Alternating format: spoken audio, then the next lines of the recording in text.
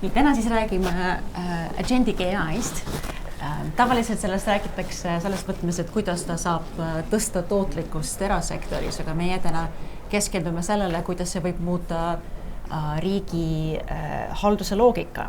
Ehk siis millist rolli võiks agentne tehisintellekt mängida Eesti avalikus sektoris ning kuidas tagada, et see toetaks demokraatia, turvalisust ja inimkeskseid väärtusi. Aga enne kui me alustame päris küsimustega, ma tahaks, et me kõik saaksime üheselt aru, mis asi on Agentic AI ja vabandust, nii. Ja Ott, ma küsiks sinu käest, et kuidas Agentic AI võiks Eesti riigi ja kodaniku, kuidas on mõtestad, vabandust, Agentic AI selle Eesti riigi kontekstis? Esiteks me kasutame kõik seda ingliskeelset terminit Agentic AI. Meil on pakutud eestikeelset alternatiivi, tegumipõhine, abiline või mis iganes. Okay. Kui seda ühesõnaga välja käidi, siis mu esimene reaktsioon oli, et ma guugeldasin, kas keegi kuskil maailmas on tegumipõhine kasutanud. Lühikvastus on ei, ehk siis kes tahab olla esimene avalikult seda kommunikeerida, kirjutada, siis võite seda teha. Ma ei ole kindel, et see tegumipõhine jääb. Aga kui me võtame selle nii-öelda Agentic AI, siis me tegelikult räägime riigi kontekstis, mõtleme selles suunas, et kuidas seda iseseisvat tegutsemisvõimelist tegelikult nii-öelda riigiteenuste osutamist, samamoodi ka sisemist tuge, nii nagu erasektoris rakendada. Et kui ma mõtlen kodaniku perspektiivi peale, siis täna võtame näiteks sündmusteenustega paralleeli, et toimub sündmus, siis saab inimene kas teavituse näiteks lapse toetusest, saab valida lapse nime, mis iganes veel. Siis sellise iseseisva tegutsemisvõimelise riigi kontekstis pigem on see, et näiteks aktiivselt jälgida sinu tööturu olukorda, soovitused karjääriredelil siis edasarendamiseks, miks mitte ka ise proaktiivselt saata näiteks CV-si potentsiaalsetele töökohtadele ja siis anda teada, et hei. Olete valitud. Hei, sind on kutsutud intervjuule. Kas kinnitan ära? Kas kinnitan ära? Vaatasin sul kalendri järgi, et kahe nädala pärast on hea tore auk. Et mõtestada natukene lahti, et kuhu maani läheb see nii-öelda inimese autonoomia ja mis maani tegelikult saab ka teenuseid tegelikult tõesti päriselt proaktiivselt nii-öelda ellu viia. Kui me võtame veel juurde, et see nii-öelda selline agendilisus, siis see kindlasti ei tähenda ühte konkreetset nii-öelda lahendust, vaid pigem, et sul ongi hunnik assistente, kes toetavad sind. Ja selline efektiivsus on kindlasti avaliku sektori kontekstis ülimalt relevantne ka. Ehk siis mitte ainult üks äpp, vaid mitu agendi ja siis nende vahel tuleb ümber lülitada. Põhimõtteliselt võiksid saada sisse lülitada, et ma ei tea, tervislikud eluviisid, siis lülitad oma väikese assistendi sisse, kes nii-öelda juhendabki, et kuule, natukene laisk oled olnud, et nüüd võiksid jõutrenniga tegeleda. Et kehamassiindeks on juba täitsa hea, aga vaatame su, ma ei tea, geene, vaatame su tänast lihasmassi, siis jooksu asemel võiksid natukene lihastrenniga tegeleda. Okay. Kui kaugel me oleme sellest olukorrast? Me oleme ikka päris kaugel sellest olukorrast. Ja võime pärast võtta neid küsimusi, ma olen teistele panelistidele ka sõna, aga ma arvan, et meil on kindlasti üheks väljakutseks, et kas me üldse ka nii-öelda ühiskonna, kuhu maani me tegelikult tahame selliseid teenuseid ja kus maalt jookseb see inimese otsustusõiguse küsimus. Ja siin meil praegult selle sama nii-öelda inimese võimestamise osas on ka üks koostööprojekt, millest ma siis äkki pärast räägin cyberneetikaga ka. Väga hea. Aga miks me siis just praegu räägime sellest tegumipõhisest tehisintellektist? Agentne tehisintellekt kõlas palju paremini. Sven, ma küsiks sinu käest. Et miks just praegu, kui me oleme nii kaugel tegelikult sellest ulmelisest tulevikust, miks on üldse see aktuaalne? Ma arvan, et ühelt poolt meil on olemas nii riigi poolt kui ka ühiskonna poolt valmidus ja soov sellega tegeleda. teiseks ma arvan, et ühiskonnana või tegelikult riigina meil on väga head kogemused, kuidas me muutsime e-riigiks. Ja sellest tänu sellele, et me oleme väga paindlikud, võib-olla isegi meie väiksus praegu mängib positiivse rolli, me saame seda teha kiiremini kui teised ja sellest võiks olla üks edulugu ja ma arvan, et mõni aja pärast me saaksime enda kogemused ja võib-olla isegi need valmis olevad süsteemid jagada teiste riikidega, sellest tõesti võiks olla edulugu. Aga siin on kindlasti üks väga oluline väljakutse. Ükskõik, kas see on agendiline AI või mingi teine, selleks on vaja andmed. Ja minu kogemus näitab, et meil veel ei ole seda valmidus andmed jagada, andmed kasutada. Meil tõesti istuvad väga suured need andmekogumid, aga on olemas erinevad takistused nende kasutamiseks. Mul on vaja need andmed, kui me soovime tõesti arendada end selles suunas, mul on vaja koolitada inseneri, teadlasi ja selleks mul on vaja andmed, mida ma saan jagada õpilastega. Peale seda, kui me hakkame proovima, prototüüpide jaoks on ka vaja andmed ja see on ka päris suur väljakutse. Võib-olla lihtsalt kommenteerin juurde, et tegelikult tõesti inimeste hoiakud selle aja jooksul on kardinaalselt muutunud. Et kui me esimese uuringu läbi viisime 2019, siis tegelikult inimesed olid laias laastus Eestis avaliku sektori tehisaru kasutamise suhtes äärmiselt kriitilised. Et kolmandik vaid toetas, kolmandik ilmselt paljud, kes on kuulnud varem kõnelemast, et kolmandik olid siis negatiivsed ja üks kolmandik ei olnud veel sellist oma otsust teinud. Vahepeal see negatiivsed et riik ei tohiks kasutada üldse automaatotsuste tegemiseks tehisaru laiemalt kasvas peaaegu pea poolte elanikeni. Aga mis on olukord täna? 80% ütlevad, et riik võiks rakendada. Samamoodi on täiesti okei olukordades, me oleme alati küsinud ka kaasuse põhiselt, et võtame näiteks justiits, kas kohtutes võiks kasutada, kas võiks tervishoius ja nii edasi. Tegelikult on kõik muutunud teistpidi. Täna öeldakse, riik peaks kasutama, ootus on, aga mis on ootus juurde on see, et läbipaistvus, et kui on tehtud otsused, siis seda on teinud tehisaru, kui suheldakse, siis on tehisaru seal taga, ehk siis ootused on sellega kasvanud, samamoodi läbipaistvus nii-öelda andmetöötlusest, otsustusõigus, pea 70% Eesti elanikest leiab, et see on äärmiselt oluline, et tema saab ise otsustada, millisel määral siis riik tegelikult toimib, et pigem on ka inimeste ootused ajaga muutunud, et see ei ole selline ka stabiilne, et tehnoloogia tuleb peale ja tegelikult inimeste ootused muutuvad ka. See ilmselt on tingitud ka sellest, et agentic AI ei ole päris must kast, on ju, et selle otsused on läbipaistvad või kontrollitavad.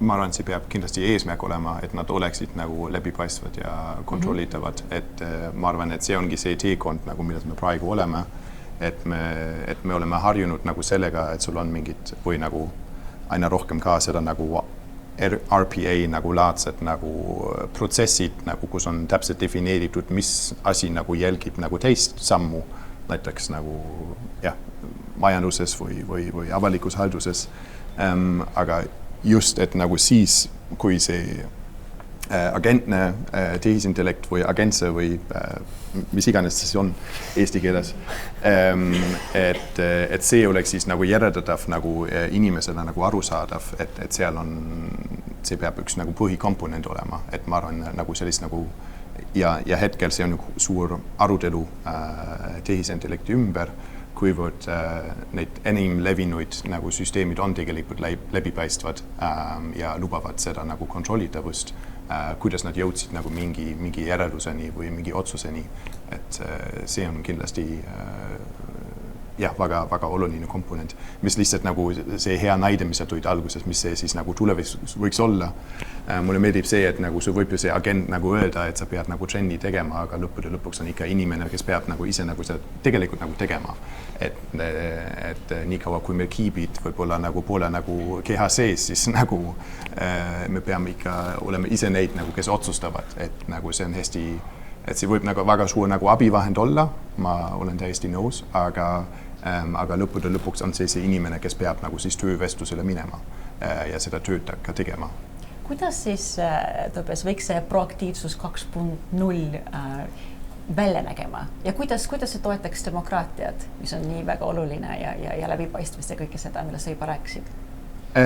Ma tegelikult nagu, ma arvan, Eesti on üsna nagu kaua, üsna pikalt juba selle nagu teekonnal olnud, kui me mõtleme nagu sündmusteenuste peale, et meil on TalTechis on üks teadlane Regina Erlenheim, kes on nagu sellist nagu reactivity, proactivity spektrumit nagu joonistanud, mis on minu meelest nagu hästi hea nagu teenäitaja, nagu mis see proaktiivsus nagu võib nagu olla. Ja seal ongi need viimased 2 nagu võite nagu guugeldada, et nagu hästi hea nagu lugemine, et huvitav, et kus on siis nagu see live event based, et nagu kus on kõik nagu täiesti nagu automatiseeritud ja kus ongi nagu, ma arvan, see näide, mis nagu Ott tõi, on nagu väga täpne, et nagu sinu asemel nagu tehakse siis asju, aga siis ongi see nagu see demokraatlik punkt on siis see nagu demokraatia küsimus ongi siis ees, kas see on see, nagu, mis on nagu hetkel nagu see, mis on meie prioriteet. Nagu, kas see on see nagu riigi valitsev, nagu avaliku halduse vaatest, kas see on see, kuhu me tahame nagu oma rõhku panna, et kas see toob nii palju nagu väärtust nagu ühiskonnale võrreldes nagu ma ei tea, mingi muu nagu teemaga. Et selles mõttes mind väga nagu huvitab just see investeerimine nagu avaliku sektori poole pealt, nagu kus me paneme nagu fookust, arendusfookust, kas nagu neid sellised suunad või nagu teised valdkonnad, kus ta võib-olla nagu tooks rohkem kasu. Ja, võib-olla juurde, et kui võtamegi näiteks selle sama töötuse või siis inimese karjääri, et tegelikult hästi relevantne, kui me suudame ära hoida seda, et inimene jääb töötuks, siis on riigile tegelikult kõige kasumlikum variant üldse. Ja samal ajal, kui me võtame, et meil laiemalt tootlikkus suunatagi tegelikult inimesi proaktiivselt ka näiteks enese täiendamise poole. Ma kujutan ette, et kui süsteem töötaks tegelikult peatult, me ei räägi siin sellisest mikroskoopilisest mõjust meie majandusele, me räägime pigem mitmeprotsendilisest mõjust. Ja selles osas kindlasti täna, kui me hakkamegi näiteks, kas võtame sama inimene tööturul, kuidas tema võimekusi parandada või võtame tervis, mis on kõigile oluline. Et miks piirdume ainult näiteks geeniandmetega? Võtame juurde kõik selle, mis on meil terviseinfosüsteemis. Anname inimesele siis nõusoleku põhiselt otsustada, mis teenuseid saab, millises proaktiivsuses iseseisva tegutsemisvabadusega oleks võimalik pakkuda. Mäletan Töötukassa ka kunagi Rita Mait projekti raames oli Nortal ja Tartu Ülikool ja teised kaasas. Vaatasime seda, et kas on võimalik prognoosida tõenäosust, et inimene jääb töötuks ja et inimene jääb pikaaegselt töötuks. Ja siis oli, et okei, aga et isegi kui meil see täna info on olemas, siis ega me ei julge seda infot inimestele edastada. Kujutage ette, et kui te saate kirja, et kuule, sa jääd töötuks varsti ja siis on veel all sellise smailiga, et sa jääd veel pikaaegselt töötuks. Ära paanitse, mõtleb. Meil on plaan. Et meil on plaan, aga nagu tundub, et tõenäosus, et sa oled pikaaegselt töötu, et see oleks päris jube. Ja sama asi on tervise osas, et sul on väga suur tõenäosus, ma ei tea, saada see või see haigus, kuna geneetiline soodumus on olemas, kehamassi indeks, kõik muu juurde. Mõtled ka, et okei, tõenäosus on nii suur, et mis ma üldse enam hakkan pingutama, et ilmselt on nagu asi läbi. Et me peame olema väga ettevaatlikud, kuidas me tegelikult selle infoga ringi käime. Inimestel peab olema arusaam ka sellest, et teatud tõenäosus ei tähenda seda, et asi 100% juhtub. Mis on riigi kontekstis minu arvates täna suur väljakutse, on see, et ega me ei ole tegelikult nii inimega masinloetavalt enda protsesse kuidagi kirja pannud.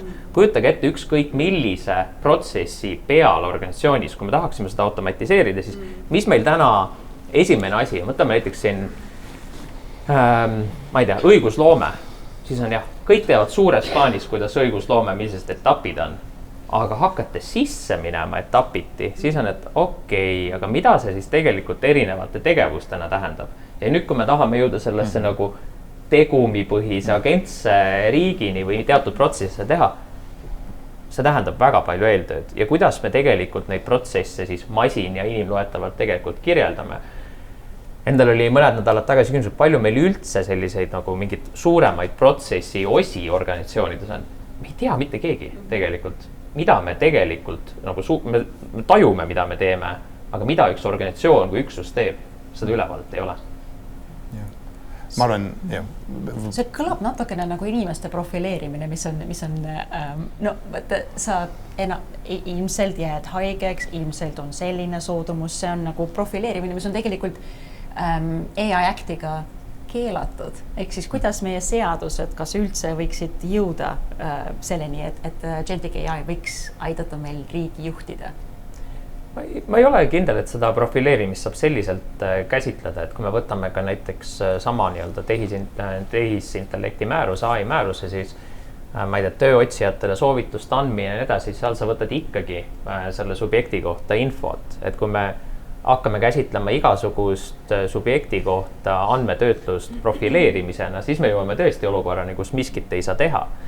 Ja ma arvan, et siin ongi teatud selliste, riigi kontekstis me räägime paljus, mida ma täna olen välja toonud, mugavusteenused, need ei ole justkui nagu baasfunktsioonid, mida riik peaks pakkuma, siis meil peakski olema teistsugused alused, kuidas ühesõnaga anname sellele nii-öelda subjektile ise otsustada, mis teenuseid saab pakkuda, anname võimalusega otsustada, kui proaktiivne riik saab olla, millistes olukordades inimene eeldab, et tal on tegutsemisvabadus, otsustusõigus.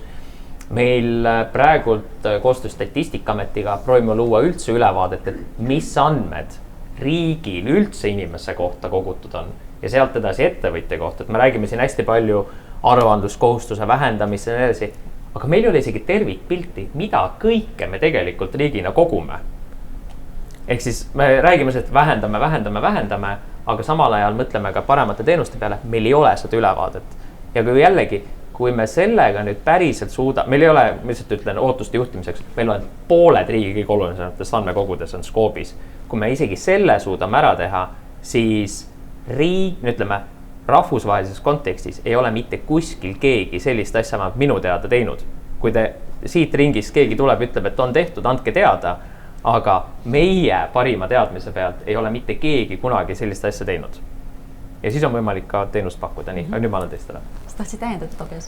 Jah, selles mõttes nagu, mis sa just nagu räägid nagu sellest nagu protsessides, nagu kuivõrd nad on tegelikult nagu kirja pandud või nagu, kes on üldse neid nagu kaardistanud ja kas see üldse on võimalik, nagu see on kindlasti suur väljakutse nagu nii Eestis kui ka nagu muja nagu riikides, aga mis just ka nagu tehisintellekti nagu rakendamise osas nagu on hästi nagu kriitiline on ju just see, nagu kas me räägime ainult nagu mingist ühest nagu ad hoc protsessis, nagu üks nagu mingi otsus nagu langetatakse mingi prompti peale või sa tegelikult nagu alignid nagu terve selle nagu organisatsiooni ja nagu tõstad nagu selle organisatsiooni nagu seda küpsust.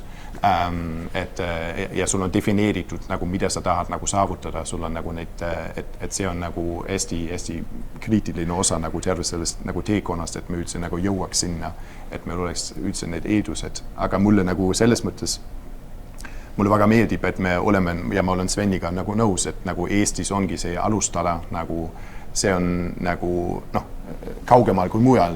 Et nagu selle alusel nagu saab neid arutelud hetke nagu teha ja järeldusi teha, et see on kindlasti nagu väga kasulik ja huvitav. Ehk siis tundub, et alustalad meil on olemas, inimesed on valmis, mis see siis takistab meid? Sven, kas sa tahaksid arutada natukene selle teemal, mis need takistused on, kas need tehnoloogilised või on nad eetilised? Ütleme nii, et mina vaatan, et takistus number 1 on andmed, sest tehisintellekt ei eksisteeri ilma andmedeta, aga ma arvan, et kui me räägime tehnoloogiast, siin kõlas väga hea mõte, et kõik see süsteem peaks olema läbipaistav, ta peab olema usaldusväärne. Võt sellega tegeleb üks ala, see on uus ala tehisintellekti alal ehk seletatav tehisintellekt, sellega tegeletakse praegu päris palju. Aga ütleme nii, et seal on veel oma lapsepõlves, et seda formuleeriti võib-olla mõni aasta tagasi ja mis praegu meil on matemaatiliselt või arvutiteadlaste poolt, meil on juba olemas protsessid ja süsteemid, mis on päris head, mis on päris stabiilsed, aga Inglise keeles kasutatakse sõna mechanistic interpretability ehk seda mehaaniline, ma saan seda matemaatiliselt seletada, aga kõik, mis see tähendab konkreetse ala keeles, näiteks mis see tähendab arsti jaoks või mis see tähendab juristi jaoks, seda veel ei ole. See, ütleme nii, kahe harude vahel on veel silt, mida tuleb ületada kuidagi või tuleb ehitada. Kes peaks vastutama selle protsessi ees, kuidas me nagu järk-järgult liigume selles suunas? Kes vastutab selle ehitamise eest või? Ilmselt jah. Kuidas üldse nagu juurutada seda agentic AI? Ma arvan, et tegelikult meie ülikool praegu tegeleb sellega päris palju, sest meie käivitame erinevad programmid, õppekavad, mille suunaks on see mitte see, et me valmistame ainult AI insenere või ütleme nii advokaate, aga just meie koolitame inimesi, kellel on mõlema haaru teadmised. Nemad hakkavad seda ehitama või vähemalt nad räägivad nii IT või arvutiteaduse keelt kui ka näiteks õiguse või riigivalitsuse või ükskõik mille keelt. Ja siis need inimesed hakkavadki need sillad ehitama. Okay. Ma tahaks korraks nagu võib-olla nagu ka veel nagu, vaata sa mainisid nagu mugavusteenused on ju. Ja siis ongi nagu siis ongi nagu selline otsustuskoht, ma arvan nagu ühiskonnale, et nagu kuivõrd nagu riik nagu pakub mugavusteenuseid või kuivõrd nagu mugavusteenuseid on siis nagu, et riik nagu jagab neid andmeid või nagu võimaldab nagu ligipääs nende andmetele, et sul on nagu erasektoris mugavusteenuste nagu pakkujad, kes saaks siis nagu omaviisi nagu eraisikutega siis nagu seda nagu teenuselepingut nagu sõlmida, et just nagu selliseid asju teha ja vastutasu nagu võib-olla ka nagu riigile, et siis saabki nagu seda info nagu tööhõivuse nagu osas ja nii edasi, et see võib ka nagu tegelikult, et me ei pea ainult nagu riigi keskseks nagu mõtlema, et nagu riik nagu teeb kõike, vaid nagu pigem võib-olla nagu seda infrastruktuuri nagu tekitada, jagada, et nagu uut moodi ärimudeleid nagu pakkuda. Et ma arvan, ma olen kindel, et see kõik kõlab nagu väga nagu atraktiivseks, et nagu riik seda pakub, aga tegelikult nagu, et see on ju, et seal on palju ruumi nagu koostööks. Jah, ma selles mõttes ma täiesti nõustun, et ma arvan, et riik ei peaks neid teenuseid arendama, et mis saaks riigi roll olla, on sisuliselt usaldusväärne andmete koguja ja haldaja ja siis anname need interface'id või viisid, kuidas tegelikult erasektor saab teenust pakkuda. Võtame näiteks sama andmenõusoleku teenus e-perearstikeskus, väga laialdaselt kasutatav, nõusolek on aluseks. Võtame täna jällegi nõusolek finantslaenude saamine, et tegelikult selliseid kaasuseid, kus tegelikult erasektor saab pakkuda seda teenust, kas on siis nii-öelda klient maksab kinni, ehk siis kas on ettevõtja või nii-öelda inimene, kas on mingisugune, ütleme, kulumudel näiteks riigiga, võtame näiteks töötuse näite, et kujutame ette, et meil olukord hoopis töötaks selliselt, et erasektoris on teenusepakkujad, kes pakuvad, ma ei tea, koolitusi ja siis aitavad leida paremaid, ma ei tea, suurema tasuga töökohti ka peale koolituste läbimist. Nii, kui inimene saab näiteks, ma ei tea, oletame 30% kõrgema palga peale 4-kuulist koolitusprogrammi läbimist, siis maksutulu riigil hakkab iga kuu ka suurenema, mis iganes veel, ja me maksame ettevõtjale seejärel mingi osa näiteks järgneva aasta aja jooksul inimese kõrgemast palgast, maksutulu suureneb, maksame näiteks ettevõtjale. Kui palga nii-öelda tasu ei suurene, siis ettevõtja jaoks on see risk, ehk siis motivatsioon. Minu eesmärk on maksimiseerida seda, et inimene oleks tööturul edukas, saaks parema töökoha. Kui see mul õnnestub, siis ma saan tegelikult sellest lähtuvalt rohkem tasu. Riigi vaatest on riski ei ole, me ei pea tegelema selle koolituste kõige muuga, anname erasektorist välja, aga selliste ärimudelite läbimõtlemine, see ei ole ainult tehnoloogiline küsimus, see on üldse, et kuidas me nagu riigina toimime ja ma selles mõttes ma ei saa nõustuda, et see on ainult andmete küsimus, andmetega on tõesti väga palju probleeme, aga samamoodi see, kuidas me organisatsioonina toimima, kuidas me inimeste usalduse küsimus tehnoloogia osas, et kui ma rääkisin sellest nii-öelda tegumipõhisest, ma vaatasin, et mõni nägu oli, et jumal, seda küll ei ole vaja. Et kuhu maani me tegelikult ühiskonnas selle nii-öelda üldse accept'i tegelikult anname, et ma arvan, et see on nagu jällegi küsimus. Ja neid kohti on veel ja veel, et meil on tihtilugu sellist isegi, ütleme, tavaline raue ja infrastruktuuri küsimus, et me praegult ilmselt, kes meediat vaatad, räägime hästi palju sellest gigatehasest, aga tegelikult selle all oluliselt praktilisem on see, et milline on üldse meie arvutusvõimekus lokaalses kontekstis. Homme jagame välja Eesti arvutusvõimekus aruannet, olukord on jumala kehv. Võtame siin Baltikumi teised riigid, et ega seda kohapealselt nii-öelda rauda meil väga palju ei ole. Aga mida see siis kokkuvõttes tähendab? Näiteks terviseandmed, geeniandmete nii-öelda üldse põhiste mingite lahenduste tegemine on ülimalt keeruline.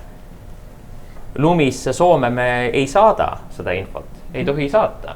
Lokaalsed, kohapealsed läbi nii-öelda Eesti teadus-arendusinfrastruktuuri meil midagi on, aga väga vähe.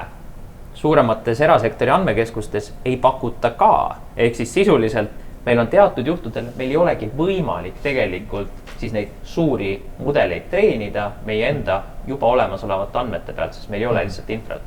Ja täna ei ole valmisolekut ka väljapoole nendesse USA ettevõtete kätte anda. Meil on Eestis võimalik vaadata näiteks, kuidas meie andmeid kasutatakse, ja siis me saame esitada küsimusi. Kui me kujutame ette tulevikku, kus agendid hakkavad meile soovitama asju, kuidas me saame vaadata, kuidas nad näiteks jõudsid selle tulemuseni, äkki nad tegid vea ja siis ma ei saa seda head tööd, ma saan halba tööd ja siis minu tasu ei ole suurem, mis ma olen täiesti pettunud, kuigi ma olen koolituse läbinud. Kuidas ma saan enne seda kõike vaadata, kuidas see agent on jõudnud selle soovituseni näiteks? Kas need andmed peavad olema täiesti läbipaistvad, mis sinna läksid ja kas meil hakkab tekkima mingisugune logi, kus me saame vaadata, kuidas agent jõudi selle otsuseni? Ma arvan, et siin peab mingisuguse, ma ei tea, keegi taha vastata. Äkki Sven tahab vastata. Ma alustan sellest, et jälle see selgitamine, ta on väga keeruline protseduur ja kui me töötasime selle küberturbe andmedega, me avastasime, et tegelikult mõnikord ma ei saa seda selgitajat kasutada, osa andmed on privaatsed või mul oli luba kasutada andmed treenimiseks, aga mitte selgitamiseks, sest selgitamine eeldab seda, et ma ütleme, okei, näiteks antud element on pahatahtlik selle tõttu, et teine sarnane element on pahatahtlik, aga ma ei saa teile seda näidata, sest tekib selline mitteselgitav süsteem. Et selles mõttes ma arvan, et tehnoloogiliselt just see selgitamine, järeldamine, see on, ütleme, kõige suurem probleem või kõige suurem väljakutse praegu. Ma arvan, et nagu selles mõttes see on ka teekond on ju, et kui me oleme praegu nagu, et kui me mõtleme nagu, et on nagu võib-olla 3 sammud, et sul on nagu see või 3 nagu sellised, kuidas seda nime, 3 nagu arengu nagu sammud, et sul on nagu sellised nagu RPA nagu baseeritud nagu andmete töötlemine ja sus on mingi nagu prompt-based nagu, et keegi nagu annab nagu mingi prompti, mis selleks on ka nagu mingi hea eesti sõna. Mida? Jah, okei. Ja siis on nagu 3. on siis see täiesti nagu autonoomne nagu agentne nagu tehisintellekt. Et siis ma arvan, see on ka nagu, see on selline järgjärguline nagu etapp, et kui ma otsa oled ka siin Lukas Ilvesega ja nagu koos nagu mõtted nagu kirja pannud, et mis on nagu saanase nagu struktuuriga, et ma arvan, et me peame nagu sinna vaikselt nagu jõudma, et me saame siis võib-olla ka nagu seda nagu lahendust, seda küsimust nagu leida, et kuidas siis nagu selline nagu explainability nagu tegelikult nagu välja näeb. Ja siis on nagu ka üks nagu, mis meie ise nagu kasutame hästi palju, on siis see AI, agentic AI human ecosystem, et sul on nagu selline, et sa pead nagu seda nagu looma, et nagu inimene ja tehisintellekt koos siis nagu teevad otsuseid ja siis kui sa lood seda tehisintellekti või agentse AI, agentse tehisintellekti nagu alustala, nagu siis et nagu vaikselt nagu jõuame sinna, et nagu läbi neid nagu sammud, arengusammud, ma arvan. Mis ma lihtsalt ise paar mõtet, et ma arvan, et me ei pea ajama taga seda, et kogu otsustusloogika iga viimse detailini on alati arusaadav. Et kui me võtame ka meie enda nii-öelda omavahelist suhtlust, ega me tihti nagu ei tea, mis on ühe või teise otsuse taga, me võime oletada. Töötukassa, lihtsalt täna oleme Töötukassa näitel, et Töötukassa spetsialistid ka annavad soovitusi, tihtilugu mängib kogemus, kõhutunne ja kõike muud, et selles mõttes, et mingil põhjustel vaadates, ma ei tea, varasemaid töökogemusi, tööturul olemasolevaid töökogemusi, mida inimene usub, et võiks näiteks sobida, siis tehakse otsus. Aga tähtis on see, et meil on üldine toimimisloogika, inimesel on olulistes kohtades võimalus ise ongi, kas ma võtan selle töökoha vastu või mitte, see on inimese otsus. Et seda olukorda, kus sa saad teavitused homme ära Suur-Ameerika üks mine, homme mine sinna aadressile, ma arvan, et sellist, see on siis ühisministeeriumi aadress, et sellist maailma me ilmselt nagu ei eelda. Teistpidi, et kui me eeldame, et igal näiteks inimesel on olemas siis enda nii-öelda siis agent, siis me jõuame nende samade viipade kirjutamise juurde, millest väga palju, ilmselt kõik kogete ka. See, kuidas te viipa kirjutate, sellest oleneb hästi palju, mis kvaliteediga seda väljundit te saate. Viip on siis prompt, et viipade kirjutamise koolitus ja kõik muu on meil ka Digiriigi Akadeemias olemas. Et see on nagu selline meie arusaam ka sellest, et mis on see nagu elementaarne andmekirja oskus ühiskonnas peaks muutuma. Ja selles osas ma lihtsalt mainin ära, et kuna siin täna natukene siis promo on, et märtsikuus praegu TCS-iga saame valmis üleriikliku siis andmekirjaoskuse koolitusprogrammi, kes soovib näiteks erasektorist mujalt toetada, et see programmi jõuaks kaugemale, ühiskonnas läbitaks, andke teada, teeme kindlasti kampaania selles osas ka. Teine asi, läbipaistvus. Koostöös Suurbritanniaga tegime siis algoritmi läbipaistvuse standardi. Praegult on tagasidestamisel meil usaldusväärse tehisaru tööriistakast, algoritmi register. Plaanime muuta siis avalikule sektorile kohustuslikuks. Kõik, kellel on suure riskiga lahendused, kahjuks te peate Euroopa Komisjonile neid niikuinii esitama, nii et sellest ei pääse. Ehk siis erasektor ja avalik sektor teatud olukordades peavad hakkama tegelikult ka kirjeldama, et mis on see toimimisloogika ja inimestele läbipaistvus. Et ma arvan, et tekitada sellised pluss vaidlustusõigus ka juurde, et alati on võimalus. Muidugi. Lihtsalt kui ChatGPT või mõni muu tehisintellekt annab meile soovitusi, siis väga tihti nad on paremad kui meie sõprade soovitused, sest ChatGPT või ükskõik mis tehisintellekt tunneb mind paremini ja siis lõppude lõpuks ma usaldan tehisintellekti võib-olla rohkem kui oma sugulasi või oma sõpru ja kui ta mingi hetk annab mulle vale soovituse või vale andmete peal teeb selle soovituse, ma ei pruugi üldse aru saada ja see ei ole väga hea soovitus. See võib tekitada pettumust. Kas me hakkame jälgima? Inimesed tahavad, et ükskõik mis tehnika või tehisintellekt eriti ei teeks üldse vigu, me ei andesta seda eriti. Kas see hakkab mängima olulist rolli selles võtmes, kuidas me arendame agentset tehisintellekti? Ma arvan, et see ongi see, et nagu et nagu tehisintellekt nagu inimestele nagu tänapäeval tähendabki seda, et sul on nagu ChatGPT, nagu chat-aken ja siis nagu Gemini ja nii edasi. Ja seal võib justkui nagu tekkida, et see inimene, et see masin seal taga kuskil, kus iganes nagu USAs nagu kõrbes nagu saadab sulle vastuseid, mis nagu justkui nagu tunnevad sind, et sellega on ju seotud nagu suured ohud ja sellega ma olen nõus ka Andres Raiestega, nagu kes ütles enne, et see ei ole see nagu millele nagu me püüdleme, ma arvan, selle tehnoloogia nagu võlu on tegelikult nagu mujal, et mitte ainult nagu selles nagu üks-ühele nagu chatimises vaid see on mujal, et ja ma arvan, nagu me oleme selle teekonna nagu alustanud ja nagu vaikselt nagu saame aru, nagu kuidas me saame seda siis nagu endale kasuks pöörata. Siin kõlas üks mõte, et mul peaks olema õigus vaidlustada tulemusi. Kodanikuna ma tunneks end väga turvaline, kui meil oleks selline kontor, kus ma saaks tulla füüsiliselt ja öelda, vaadake, midagi see tehisintellekt või see süsteem käitub minu suhtes valesti. et siis ma arvan, et see oleks väga hea mehhanism, mis kuidagi kaitseb inimesi. Aga teine asi on see, et kindlasti väga oluline, kui palju me usaldame selle tehnoloogiale. Et ma märkasin esialgu enda peale ja peale seda ma vaatasin, et mõned tudengid, mõned kolleegid, me küsime midagi selle vestlusroboti käest, no näiteks kirjuta mingi dokumendi või paranda mingi dokumendi. Aga ma saan kõike küsida, kui palju teie kontrollite, mida see AI teile kirjutas. Eriti kui see on mingi 2 lehekülge, kas te tõesti loete kõik seda või mitte? Me usaldame sellele väga palju.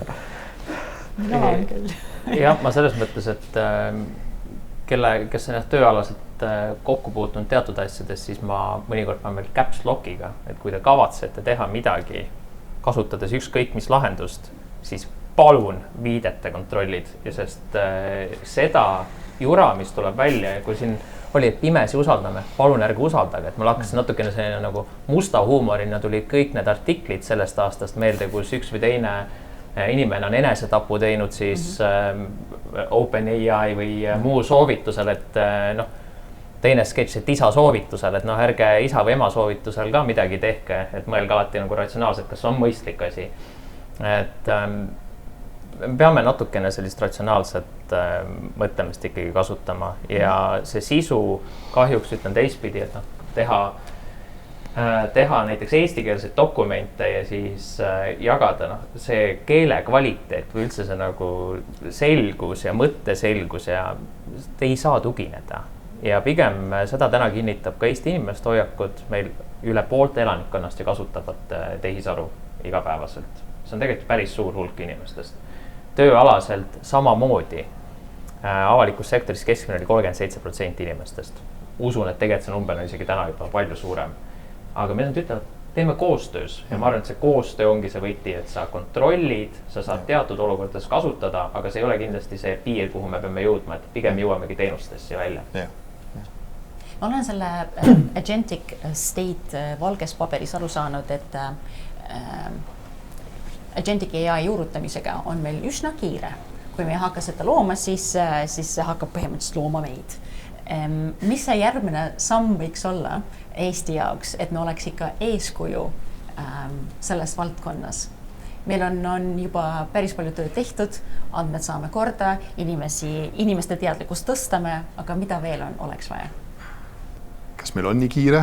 Ma ei tea, et ma arvan, et see ongi nagu, et see justkui nagu tekib selline tunne, kui sa vaatad LinkedIni ja nagu, et sul on meeletult kiire, et sa pead nagu nii, nagu pead homme nagu seda agentit nagu, ma ei tea, nagu püsti panema ja kõik nagu läheb automaatselt.